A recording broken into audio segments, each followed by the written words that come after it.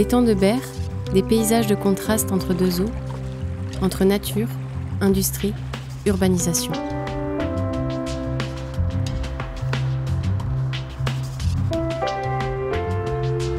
Pôle économique important, ce territoire nous saisit par les secrets qu'il recèle, parfois cachés à nos yeux, tant habitués à venir là pour toute autre chose.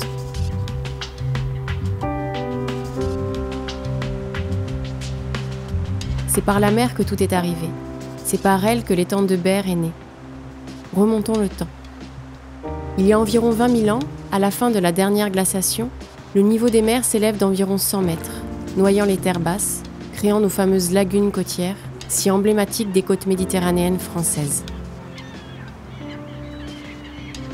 L'étang de Berre est issu de cette montée des eaux.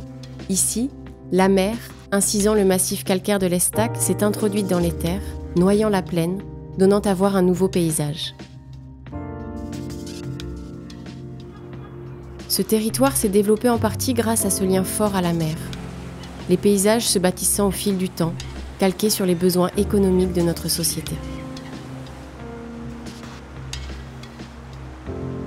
Sur ce tableau, tant d'activités s'y sont déroulées qu'on en oublierait le fond, qui n'est autre qu'une lagune. C'est aujourd'hui notre quête, trouver ces paysages de l'étang de Berre, voir de près ce qu'il reste de son identité lagune. Avec Alain Frété, paysagiste conseil de la Drée Alpaca, nous partons à la recherche des motifs paysagers qui nous permettent de dire « Oui, l'étang de Berre est une lagune côtière méditerranéenne ». Un cheminement en 4 étapes, choisi pour le caractère lagunaire qu'elles paraissent contenir. De lecture de paysages en croquis, cette balade, enrichie au gré des rencontres, nous donnera la perception des paysages d'aujourd'hui. La balade en quête de la lagune va commencer là, entre Port-de-Bouc et Martigues, sur le canal de Caronte. Lien fort à la mer qui donne son caractère marin à l'étang de Berre. Ce canal, qui était à l'origine un étang, a été aménagé de nombreuses fois depuis l'Antiquité.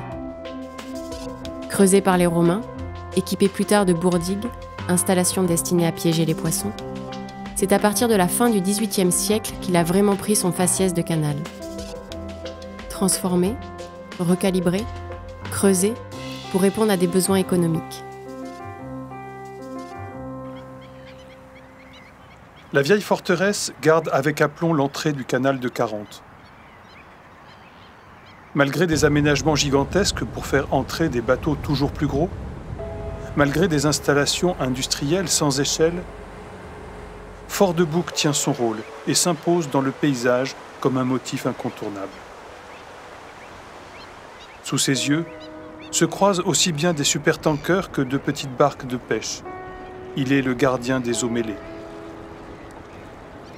Du haut de la vigie du grand port maritime de Marseille, François Giraud parle de ce canal qui permit le développement de nombreuses activités économiques sur le secteur. Donc là, on est vraiment sur cette vigie qui est suspendue au-dessus du paysage. C'est assez incroyable, on se croirait vraiment à vol d'oiseau, là, avec ces bateaux d'un côté, la mer, le canal de Caronte, et puis cet incroyable monument historique, le fort qui est là, qui est posé comme un peu anachronique d'ailleurs, hein, dans ce paysage quand même fortement marqué par l'industrie. Et ce n'est pas pour rien qu'au Moyen-Âge, les comtes de Provence se sont emparés du contrôle de ce fort, compte tenu des guerres incessantes entre les seigneurs de Fos et les seigneurs de Marseille. Et donc il colle à l'histoire de ce territoire dont le contrôle est extrêmement important. Le canal de Caronte a été vraiment au cœur d'un carrefour, et Port-de-Bouc, à la fin du XIXe siècle, était réellement un carrefour à la fois maritime et fluvial. Il faut intégrer ce paysage pétrolier à l'histoire de ce territoire qui a su, et c'est ce qui est vraiment le plus spectaculaire, qui a su trouver un point d'équilibre. Ce premier contact laisse encore tout son mystère à l'étang de Berre qui se cache derrière une succession de ponts, de quais, de cuves. Le caractère lagunaire, l'expression naturelle des paysages existe-t-il encore ?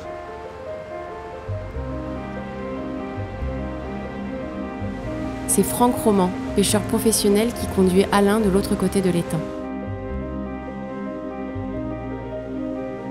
Au cours de la traversée, le bateau longe les rives de Saint-Mitre-les-Remparts, Istres, Miramas et Saint-Chamas. Ces espaces conservent un aspect naturel où l'urbanisation n'a que peu d'impact. Côtes rocheuses, plages de sable, plus on s'approche du cœur de l'anse de Saint-Chamas, deuxième étape de cette quête, plus le caractère lagunaire semble s'exprimer. L'arrivée au port de Saint-Chamas rappelle en tout point la Méditerranée. La couleur des bateaux, l'ambiance du port avec ses filets, les quais qui gardent les marques du temps passé. Ce qui est fort là dans cette ambiance, c'est que c'est réellement une ambiance de port et de port marin. C'est-à-dire que la forme des bateaux, le son des mouettes, là il y a un cormoran, les filets qui sont en train de sécher, signent vraiment l'appartenance à l'univers marin. Nous nous élevons sur le mont étiré de la chapelle des Marins. L'étang, bien que cerné par de hauts rivages, n'en parle pas moins le langage de la mer. Là, l'arrivée sur la chapelle, c'est vraiment un vrai trajet de paysage, une vraie grande émotion de paysage. On était sur cette calade magnifique, là, ce chemin de pierre qui mène vers la chapelle, encadré par des oliviers. On ne voyait absolument pas l'étang. Et là, d'un seul coup, au pied de la chapelle, tout l'étang se déploie. Du haut de la colline, le paysage s'ouvre. Nature, quiétude, apaisement viennent à l'esprit. D'un côté, l'anse de l'ancienne poudrerie royale attire notre regard. Cet espace naturel protégé est un véritable havre de paix pour de nombreux oiseaux. Le calme d'aujourd'hui ne permet pas d'imaginer l'histoire mouvementée qu'il a traversée. De l'autre côté de l'anse, la roselière de la Petite Camargue signale l'influence de l'eau douce acheminée par la Touloubre. La Touloubre, après un franchissement en fanfare romaine au pont Flavien, se fraye un passage dans de petites gorges indécelables. Progressivement, elle se défait de ses atours et dévale avec détermination vers la petite mer de Berre pour, enfin, se jeter dans l'étang. La ripisylve qui ombrage la Touloubre, la roselière qui jouxte les Sansouires, la rivière qui rencontre l'étang, ambiance typique des lagunes méditerranéennes, nous rappelant que la Camargue est vraiment très proche. Ici, on porte une attention particulière à ces milieux humides, propriété du Conservatoire du littoral, considérés comme de véritables atouts. Didier Kelfa, maire de Saint-Chamas, nous livre sa perception de ces paysages dont le caractère lagunaire s'exprime dans sa diversité, entre eau douce et eau saumâtre. Cette rivière au milieu, là, c'est déjà on la pressent quand on arrive, on ne la voit pas directement, on la pressent par rapport à la végétation, notamment tous ces roseaux. Mais surtout, on peut considérer que c'est une trame bleue qui traverse le village, qui traverse ce site. Quand je me promène ici, j'ai l'impression d'être en Camargue, tout simplement. J'ai l'impression d'être à la zone de confluence Rhône et Méditerranée. Donc c'est pas pour rien qu'on appelle ce site Petite Camargue. C'est quelque chose qui a une qualité environnementale importante, mais surtout une diversité, parce qu'on passe d'une passerelle à l'autre, on passe de deux milieux totalement différents. Et là, donc, la qualité des paysages est aussi un argument pour le choix que vous avez fait de protéger ces lieux. Je crois que la volonté ici, en tout cas moi au niveau communal, mais aussi avec le propriétaire des terrains du Conservatoire littoral, c'est vraiment de faire en sorte qu'on garde cet aspect vraiment naturel, qu'on puisse permettre au plus grand nombre de venir, tout en essayant de juguler, entre guillemets, l'impact de l'homme sur le site. Et puis moi je suis un fervent défenseur de tout se transmet par les plus jeunes. Alors effectivement, quand les gamins viennent là et qu'on arrive à leur transmettre un message, je pense que le message il est déjà bien passé dans la famille. Ce que je souhaiterais, c'est que les usages se multiplient et qu'on arrive à faire en sorte que les Saint-Chamassins, mais aussi nos voisins, que localement, on puisse profiter de cette richesse. Parce que l'étang aujourd'hui, c'est une richesse. On a l'impression que on est au bout de nulle part et il n'y a plus qu'une seule chose à faire, c'est faire demi-tour. Mais souvent on s'assied et on attend. Et on aura vu la mer. Et on aura vu la mer. Moi, souvent, quand j'y vais, je m'assieds et j'attends. Derrière une aile de sable déployée à la surface de l'eau, l'étang s'apaise, laissant son reflet au ciel. Le caractère lagunaire s'exprime aussi dans ses constructions mouvantes de flèches sableuses. Qu'on a en miniature finalement sur quelques mètres, ce qui se passe sur des fois des kilomètres avec ces flèches sableuses. On a vraiment l'impression d'un mouvement très très fluide. C'est comme une grande aile d'oiseau. Et cette flèche, au bout du compte, quand elle arrive à rejoindre un bout de terre ferme à l'autre bout, ça fait le lido. Et qu'est-ce qu'il y a derrière un lido? Il y a une autre lagune. Et c'est ce qu'on va voir sur Bolmont, avec une lagune dans la lagune. Parfois caché à nos yeux, parfois difficile d'accès, l'étang de Berre n'en demeure pas moins un élément structurant du paysage. On s'en rend bien compte à Vitrolles en suivant le groupe de la fabrique à croquis. Ces passionnés de dessin, amoureux des vues de l'étang de Berre, ont partagé leur lecture et perception de ce paysage lagunaire, des hauteurs de la ville jusqu'à la plage, où nous attend Loïc Gachon, le maire de Vitrolles. En partant du haut du rocher, l'étang se laisse découvrir dans sa totalité. On devine les salins de Berre et au plus profond de la baie, la ville de Rognac. Rien ne gêne la vue. On peut ainsi balayer l'étang d'un regard circulaire, de la mer vers la terre, regarder, imaginer, percevoir. Plus loin, après avoir disparu, caché par le relief ou la végétation, l'étang s'offre partiellement à notre regard, au détour d'un cirque calcaire qui lui offre un cadre de roches et de verdure. Mais plus on s'approche, plus on perçoit que son accès sera difficile. Sur la petite route qui franchit cette marche s'impose la pause. Dans un silence attentif et complice, chaque croqueur couche sur le papier les lignes du paysage. L'autoroute, la voie ferrée, la route constituent autant d'obstacles pour rejoindre l'étang pourtant si proche. Triplement empêché d'accéder à la plage de l'étang. Alors triplement par quoi? Alors premièrement par la voie, la nationale 113, qui était une grande voie de circulation. Ensuite la voie ferrée qui la jouxte. D'accord, oui, on voit les deux ponts là. Voilà, et en plus maintenant l'autoroute. La ville semble avoir perdu son contact à l'étang. À Vitrolles, il n'y a pas ce contact. À Vitrolles, j'entends le Vitrolles là-haut, globalement, il n'y a pas ce contact. Il est plus fort sur la partie village parce qu'on a ce surplomb et des vues régulières sur l'étang. Voilà, mais dès qu'on descend sur la partie ville nouvelle, cette relation à l'étang, elle est vraiment parcellaire, très ponctuelle, etc.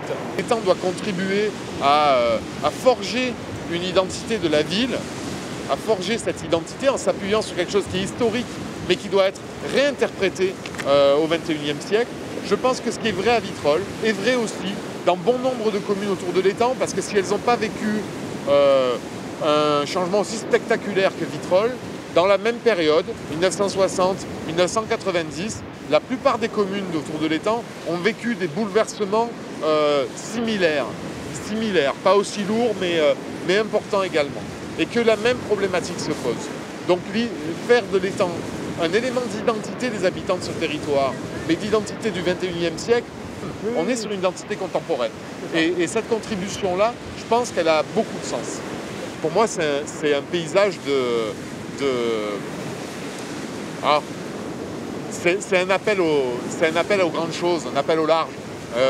L'étang, à la fois parce que de ma chambre d'ado, il y avait la piste de l'aéroport qui invite au voyage. Et à peu près dans le même axe, le canal de Caronte qui invite au voyage, il y a une dimension d'ouverture et d'appel vers l'extérieur. Ouais, ça renvoie beaucoup à ça, c'est-à-dire, oui, c'est la mer, mais c'est la mer avec un vrai port d'attache, un port d'attache qui voilà, c'est presque le port en fait. Le fait qu'il soit fermé sur lui-même, l'aéroport, il y a toute cette dimension qui fait que c'est un endroit relativement protégé et en même temps qui vous amène à partir. L'aménagement de la plage de Marette nous invite à profiter de cette petite mer, créant ainsi du lien entre la ville et l'étang pour le plaisir de tous. Le lido, cordon de sable entre la mer et les étangs, est aussi un élément caractéristique des lagunes méditerranéennes. Le lido du Jaille crée à lui tout seul une lagune dans la lagune. Il sépare l'étang de Bolmont de la lagune de Berre, que l'on pourrait de ce fait considérer comme une petite mer intérieure. Des anciennes constructions fondues dans la végétation rappellent que le site était autrefois exploité et témoignent d'un passé industriel important. Autant de marques dans le paysage qui nous parlent de l'histoire de ce site. Le Conservatoire du Littoral est propriétaire de ce site depuis plus de 20 ans. L'intérêt pour le conservatoire très immédiat au moment de l'acquisition, c'était de contrer un projet immobilier qui risquait d'anéantir la dernière coupure d'urbanisation entre Marignane et Châteauneuf et Martigues. C'est vraiment un site extraordinaire au niveau biodiversité, au niveau paysage aussi, au niveau ambiance paysagère, vraiment une mosaïque de paysages dans un espace finalement assez restreint. Longtemps exposé au piétinement, à la circulation motorisée et à toutes sortes de dégradations, le Lido du Jail est en phase de restauration par des méthodes douces. Donc l'idée, c'était aussi de canaliser le public et de permettre à différents endroits d'avoir la végétation qui reprenne, la végétation naturelle qui reprenne. Et c'est un travail de restauration écologique dont on sent bien qu'il est léger, qu'il est fin. C'est pas les gros enrochements, on lutte pas contre le milieu, on profite finalement de dynamiques, notamment la création du sable, la reconstitution naturellement de ce cordon dunaire pour conforter le lido, quoi. Au niveau un peu plus général sur l'étang de Berre, l'idée de conserver des espaces naturels vraiment protégés, ça peut être aussi dans un contexte industriel très marqué, mais qui malgré tout est un petit peu en déclin, on le voit, hein, il y a malheureusement des fermetures de sites. Ça peut être une chance vraiment pour les collectivités, pour les habitants, de disposer de ces espaces à la fois pour d'espaces de liberté, mais également on peut imaginer que dans le futur ce soit un attrait potentiel pour du tourisme, pour une nouvelle économie aussi par rapport à ces espaces protégés. Pour nous, en fait, la boucle est bouclée, hein, puisqu'on est parti du canal de Caronte, puis après on a pris le bateau jusqu'à Saint-Chamas, puis de Saint-Chamas on est revenu par la plaine de l'Arc, plaine de la Rhin, donc Vitrolles, et puis après le Jail, et on revient là donc avec cette vue incroyable qui semble résumer tous les motifs qu'on a pu percevoir. Et c'est vrai que l'objectif c'était vraiment la recherche du caractère lagunaire, du caractère maritime de l'étang de Berre. C'est vrai que moi j'ai des souvenirs de découvertes sur l'étang de Berre, de petites zones, alors qu'on était dans des endroits très rudes au niveau industriel ou au niveau digues, rochers, enrochements, aménagements, et d'un coup, un petit oasis où on revit. Et ça, je crois que c'est vraiment typique de l'étang de Berre, à avoir cette juxtaposition de zones très différentes les unes par rapport aux autres. Aujourd'hui, on nous dit souvent que les paysages que l'on construit n'ont pas la qualité des paysages qu'ont construits nos anciens. Et il y a souvent un petit retour en arrière, une petite nostalgie. Et au fur et à mesure qu'on avance dans le temps, on s'aperçoit que non seulement les paysages d'aujourd'hui peuvent être de qualité, mais qu'ils constituent aussi la base pour les paysages de demain. Et c'est là qu'on a toute la sensibilité qui va s'exercer dans l'aménagement, dans le projet, mais la sensibilité aussi, l'émotion qui va naître des gens qui vont découvrir des portions de territoire qu'ils vont avoir dans leur tête comme étant essentielles, comme étant des zones de grande qualité. Et c'est là qu'on arrive peut-être à avoir un projet, mais un projet plus vaste que l'étude du projet en lui-même, à avoir un projet de paysage sur une région, sur un territoire. Avoir à l'esprit de faire naître de l'émotion chaque fois que l'on veut agir sur le paysage. Là, peut-être qu'on serait dans le vrai si on arrivait à recréer cette émotion pour que les gens, à un moment donné, regardent le paysage et ressentent. Ces paysages lagunaires sont bien ceux qui constituent l'identité du territoire de Berre. Ils offrent encore des terrains d'aventure par leur qualité, véritables atouts pour les projets d'aménagement des acteurs du territoire. Les multiples lieux découverts au fil des pas, la variété des ambiances, les échanges nombreux m'ont fait découvrir les visages d'une lagune qui se montre peu, qui se révèle aux seuls curieux qui osent sortir des routes et autoroutes pour partir à la découverte des paysages.